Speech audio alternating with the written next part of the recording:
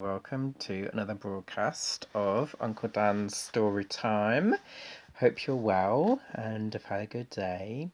And here we are to disappear into the world of Roald Dahl's Dirty Beasts again. I've had a special request to read two further tales, The Crocodile and The Cow. So we're going to kick off with those today.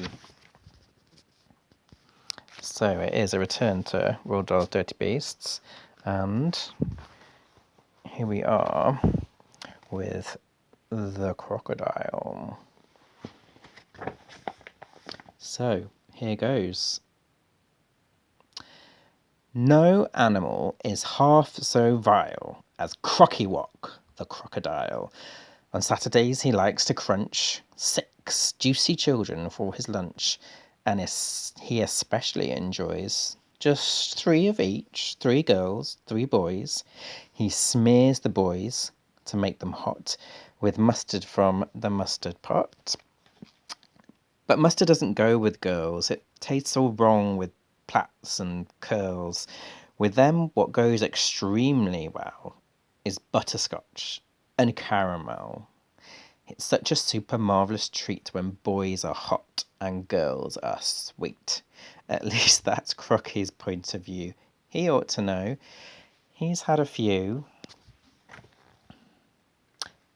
That's all for now.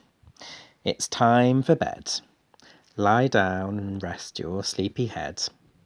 Shh. Oh, listen. What is that I hear? Galumphing softly up the stair. Go lock the door and fetch my gun. Go on, child, hurry, quickly, run. No, stop, stand back. He's coming in. Oh, look, that greasy, greenish skin, the shiny teeth, the greedy smile. It's Crockywock, the crocodile. Ah! Terrifying, huge mouth, pointy, jaggedy teeth, ripping off the duvet. Well, I hope you're safe and sound wherever you are. The crocodile is done, so I'm going to turn on a few more pages because there is another one dedicated to the humble cow, my favourite animal. So, here we go. Possibly a flying cow by the looks of things. So, the cow. Please listen while I tell you now about a most fantastic cow.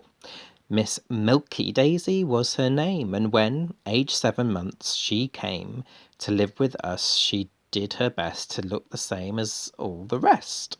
But Daisy, as we could see, had some kind of deformity, a funny sort of bumpy lump on either side above the rump.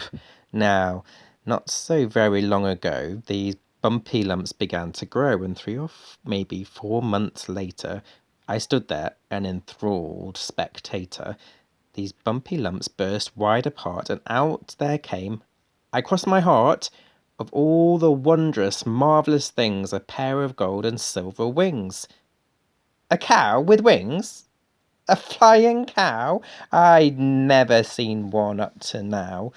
Oh, Daisy dear, can this be true? She flapped her wings and up she flew.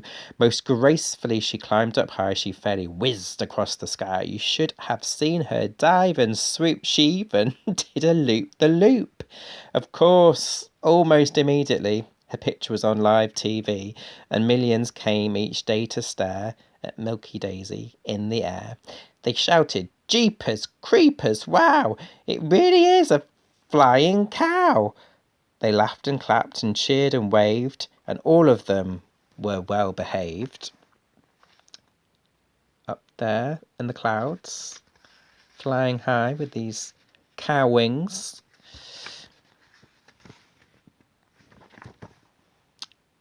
Except for one quite horrid man who'd travelled from Afghanistan. This fellow, standing in the crowd, raised up his voice and yelled aloud, That silly cow! Hey, listen, Daisy, I think you're absolutely crazy. Unfortunately, Daisy heard quite clearly every single word. By gosh, she cried, what awful cheek. Who is this silly foreign freak? Oh dear. She dived and using all her power, she got to 60 miles an hour. Bombs gone, she cried. Take that, she said, and dropped her cowpat on his head. Woohoo! Smelly, messy, cowpat on your head.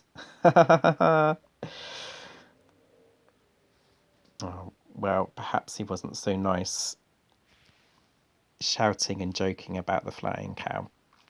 So there we have it. That's the end of another of the Dirty Beast tales. That is my current book, A Keeper by Graham Norton.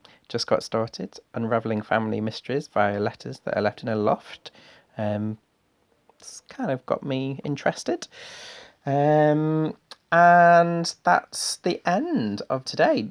I did want to also give a quick introduction to well, not any old cow, but a Highland cow, which I happen to have in my bedroom at the moment. So I hope you like the look of them. Eyes are kind of hidden behind their hair, which I think happens quite a lot to Highland cows. But wishing you a moo moo or a kind of good night kiss.